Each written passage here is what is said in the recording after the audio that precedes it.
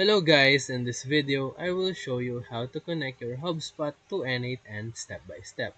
So step 1, open your N8N dashboard and start a new workflow. Step 2, click the plus button to add a new node and search for HubSpot. Step 3, if this is your first time, you will need to set up your HubSpot credentials.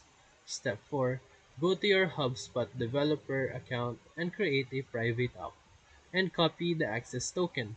Step 5. Back in N8N, paste the access token into the credentials field. Step 6. Choose the operation that you want, like creating a contract or retrieving deals. Step 7. Fill in the required fields based on the operation that you selected.